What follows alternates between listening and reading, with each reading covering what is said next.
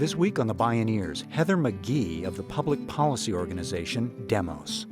We have to admit that we are in a moment of racial panic, but it is challenging us to shed the self-imposed colorblindness of our movements and engage forcefully in this question: who is an American? What are we to one another?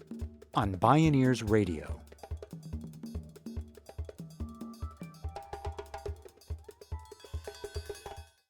Support for the Bioneers' Revolution from the Heart of Nature is provided in part by Organic Valley Family of Farms and by the generous support of listeners like you.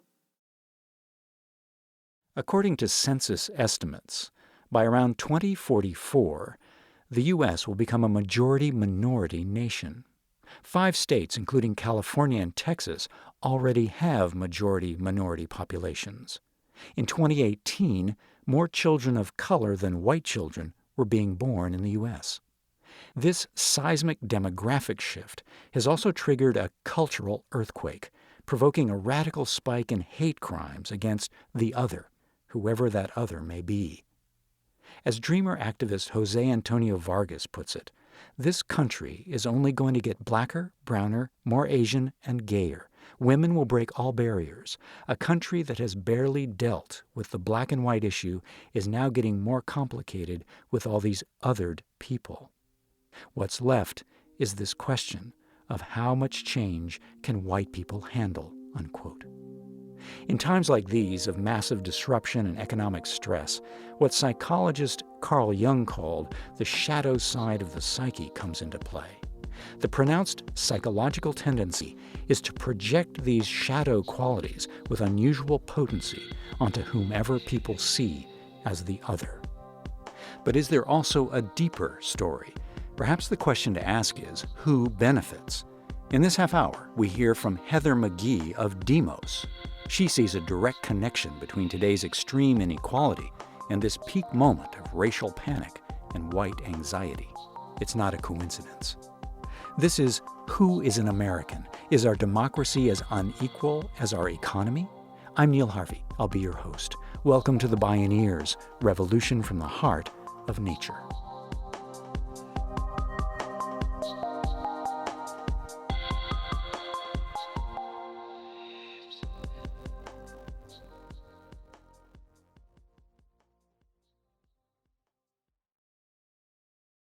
Demos is the Greek word for the people of a nation, and it's the root word of democracy.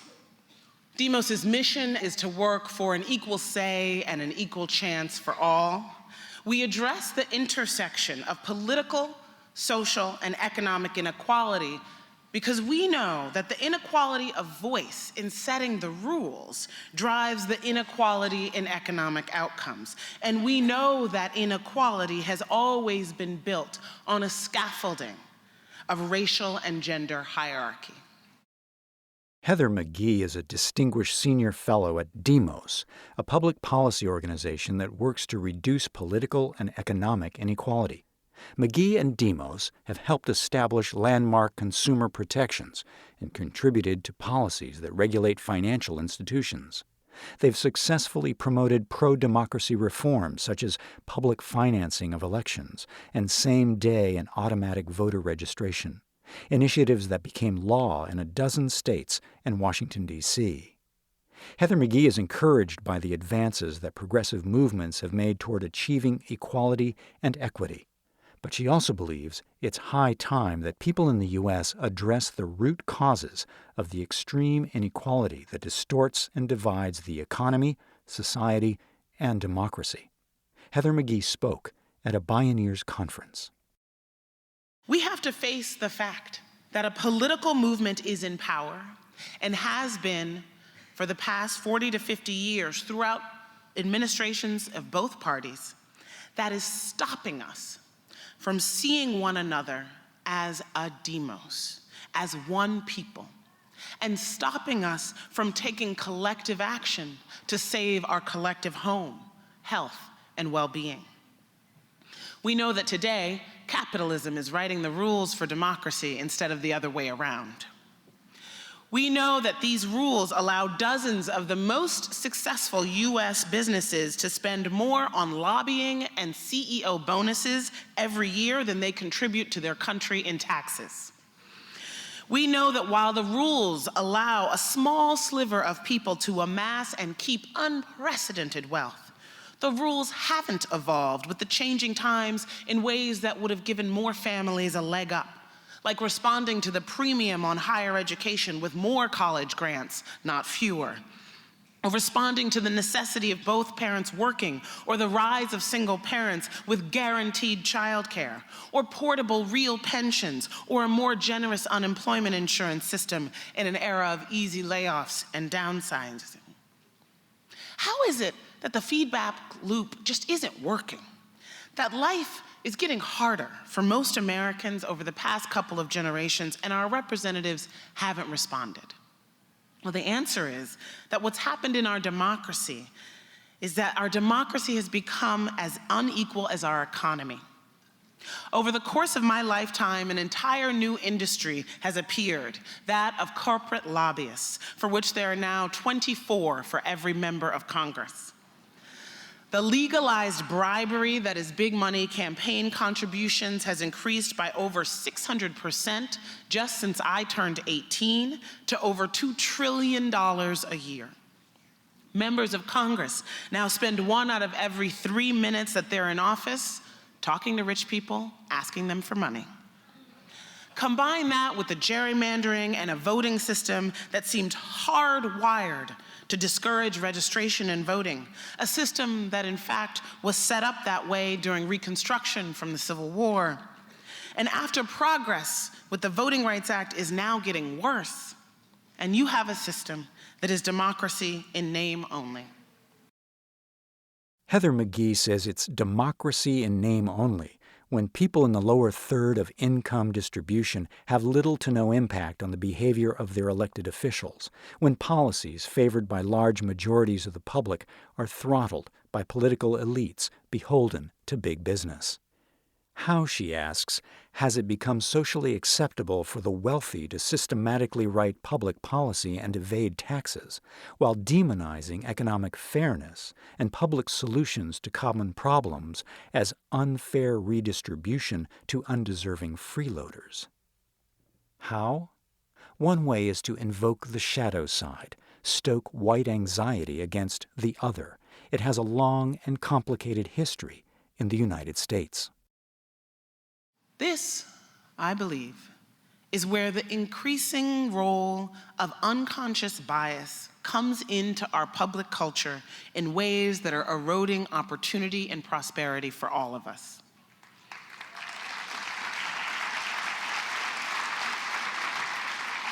Since the Civil Rights era, we have had a deep and growing anxiety in this country about who is an American. Now, why do I say since the Civil Rights era? It seems almost counterintuitive. Well, two things happened at once in the mid-1960s. The Civil Rights Act of 1964 finally decreed that the law could not segregate or discriminate based on color, upsetting the social order. And the Immigration Act of 1965 liberalized our immigration laws. Do you know that until 1965, the United States had racial limits on who could legally immigrate into the country? There was a strict limit to the number of Asians and Africans, for example, and even a limit on Southern and Eastern Europeans. The Italians, Poles, and Greeks were considered too ethnic to become citizens. Northern European countries had no limit whatsoever. Think about that. Think about how that shaped immigration. And so when that finally changed in the mid-1960s, the next 50 years saw an amazing transformation in the physical appearance of who is an American. And all of that exponential demographic change really began after the civil rights movement faded. So why does this new diversity matter to a political movement that relies on Americans' feelings about public solutions to common problems, about economic fairness, public investment, taxes, jobs, and collective bargaining? Why does diversity matter? Why is it that no Democratic candidate for president has won the majority of the white vote since Lyndon Johnson signed the Civil Rights Act? Now, I could tell the story of what has shifted in our economic rules to create this current era of unprecedented inequality without talking about race, and many do.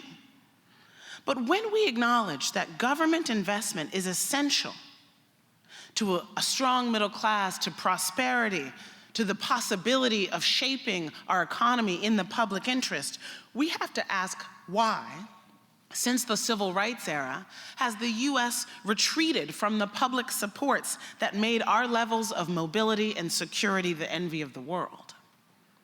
In a way, what's happened to our entire economy since the end of the Civil Rights era is what happened across the American South. After integration, when white towns drained their public swimming pools rather than integrate them, destroying a public good they once enjoyed. For 3 generations now, politicians have stoked white anxiety about who the public is, successfully linking government to undeserving minorities and gaining support among white voters for cutbacks in public spending and regulation, for withdrawal from public solutions and collective bargaining. My friends, we need a we to survive. And that is exactly what racism destroys.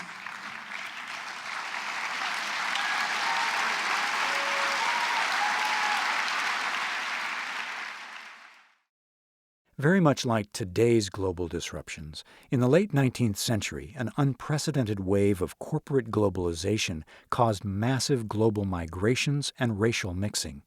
Like today, mass social movements erupted worldwide to resist these robber barons. As author Pankaj Mishra wrote, quote, "For fearful ruling classes, political order depended on forging an alliance between rich and powerful whites and those rendered superfluous by industrial capitalism.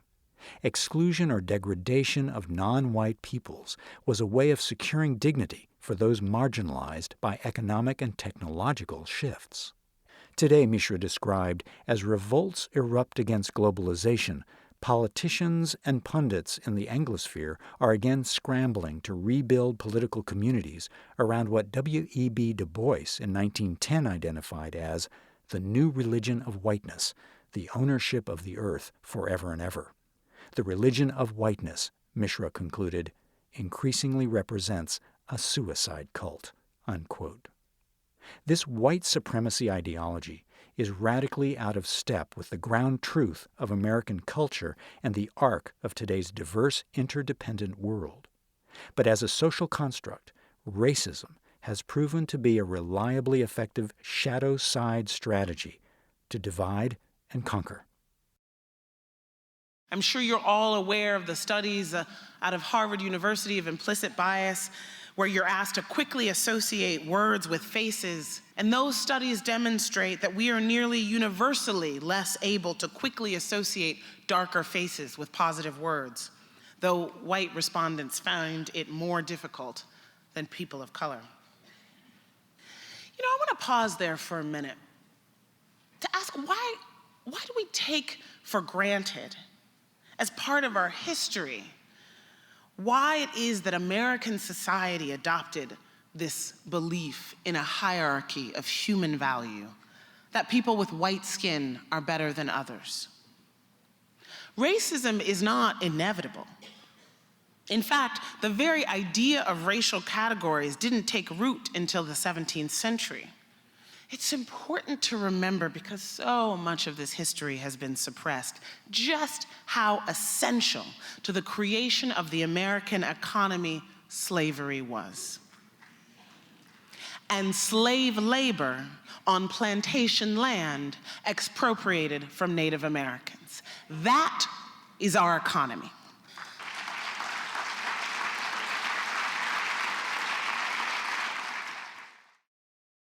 Historically, the invention of whiteness dates back to 1676 in the Virginia colony, which was then a corporation of the British Crown. European indentured servants and African slaves joined forces to rise up against the ruling class. At that time, whites and blacks lived and worked together, intermarried, and had children. There was more interracial contact then than there is now. Called Bacon's Rebellion, the insurgency was quite successful, causing the elites to begin experimenting with ways to divide and conquer. They tried religion, language, and place of origin before they stumbled upon race. They began passing anti-miscegenation laws, and they taught the newly minted whites that their role was to identify with the elites and to police non-whites. They created a new identity that hadn't existed before. Who benefited? Black lives were the original currency of America, says Heather McGhee. By 1860, slave labor produced 80% of the gross national product. At our founding, those in power chose to make American slavery different from other forms, not just indentured labor, but hereditary, inexorable. And they did it alongside these proclamations of equality and liberty that we now hold dear as our American creed, that it is self-evident that all men are created equal, that all men are entitled to liberty and the pursuit of happiness. It's a heart-stopping contradiction. The only way for men to write those words while owning other human beings was to create a belief system in which those people were not human beings. So for our first centuries, African Americans were property. For the subsequent ones, and up until the late 1980s, in fact, explicitly racist laws conspired to deny African Americans of property. We live on one of the most biologically and ecologically diverse lands on the planet. We have rainforests and deserts.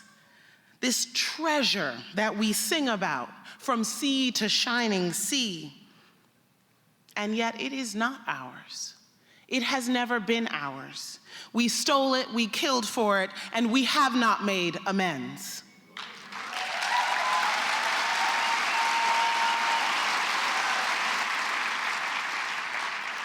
It's hard to admit all of that, to hold all of that, while at the same time holding a vision of we the people and of a country and a population that is worth fighting for and creating solidarity amongst.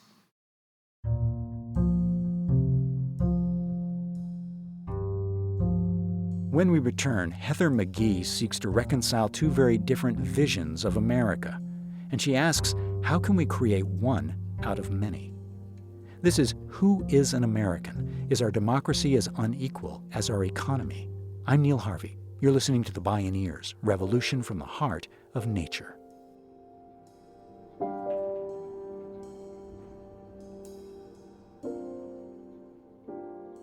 If you love Bioneers Radio, it's free and easy to support us. Just take a moment to post a review on our podcast on iTunes, Google Play, or wherever you find our show online. You'll be helping other people find and enjoy these incredible thinkers and storytellers. And thank you for helping us out.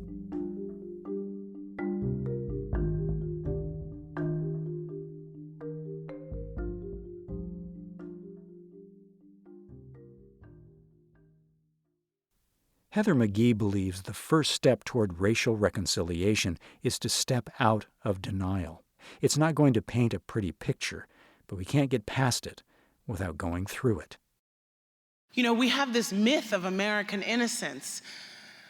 My friends, why is it not common knowledge to us that when Hitler and his regime looked for a model of a way to create a society where citizenship and humanity was cabined only to whites in every single legal, policy, economic piece of infrastructure, they looked only to us as the model. And yet, I'm an American.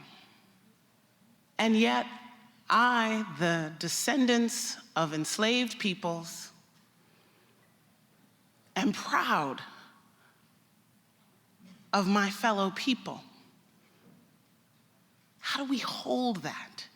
Because if we can't hold a vision of an America worth saving, we won't.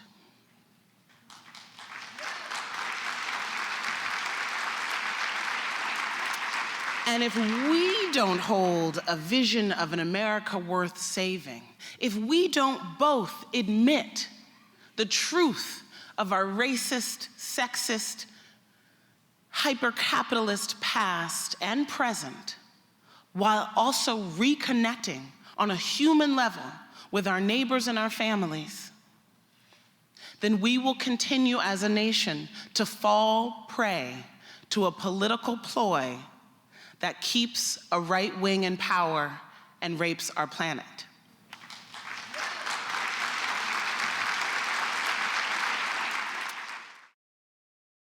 When candidate and then President Donald Trump began stoking racial, religious, and ethnic hatreds and openly embraced white nationalism, his flagrant othering also provoked an overwhelming public resistance.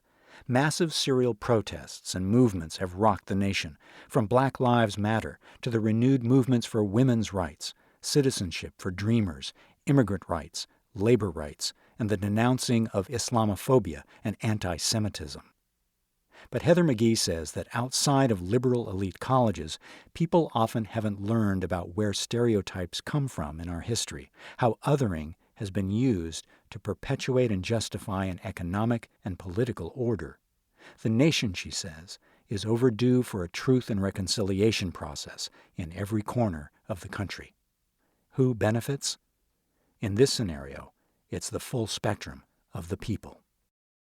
We have to admit that we are in a moment of racial panic, but it is challenging us to shed the self-imposed colorblindness of our movements and engage forcefully in this question: who is an American? What are we to one another? We have to admit that this question is harder for us than it is for most other countries because we are the world's most radical experiment in democracy.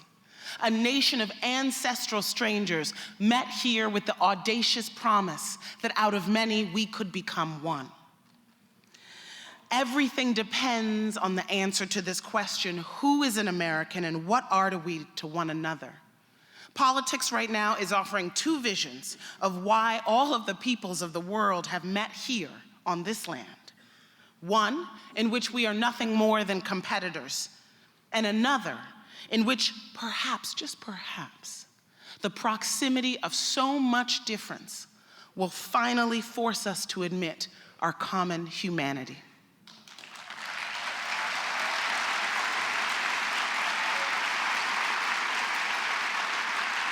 I don't know about you, but I need to find a way to love this country. And one of the things that helps me do that is because of the beauty of who we are becoming. The fact that by the time I am, goddess willing, nurturing my grandchildren, there will be no racial majority in this country. The fact that here today there is someone in this country claiming citizenship who has a tie to every single community on the globe. That is the we the people that I can believe in. The other side is saying that demographic changes are the unmaking of America. We must proclaim that they're the fulfillment of it. We must declare that what they say is a threat is in fact our country's salvation.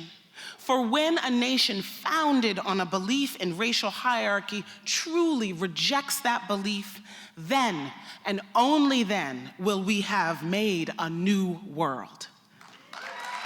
I believe that is our destiny if we have one. To make it manifest, we must challenge ourselves to live our lives in solidarity across color, origin, and class. We must change rules that disrupt the very notion that those who have more money are worth more in our democracy and our economy. In short, We must emerge from this crisis in our republic with a new birth of freedom and make it our task to finally knit together a demos, one people, out of this nation of many. Thank you.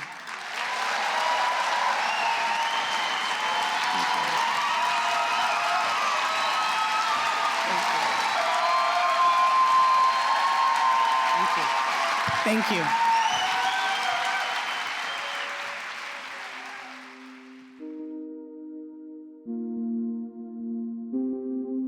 Heather McGhee. Who is an American? Is our democracy as unequal as our economy?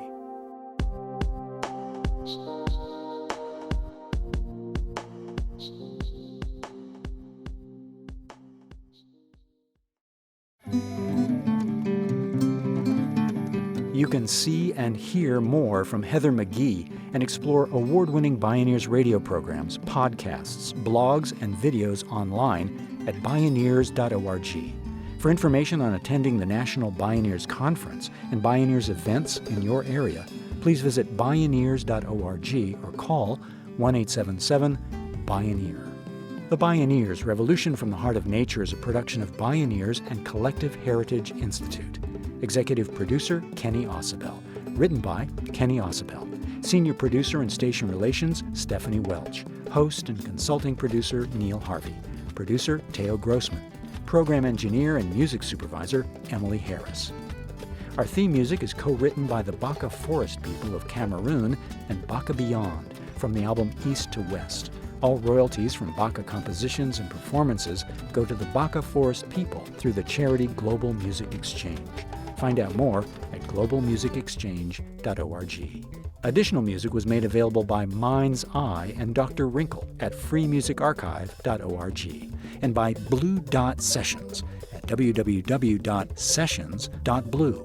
The opinions expressed on the Bioneers Revolution from the Heart of Nature are those of the presenters and are not necessarily those of Bioneers and Collective Heritage Institute, the underwriters, or this radio station.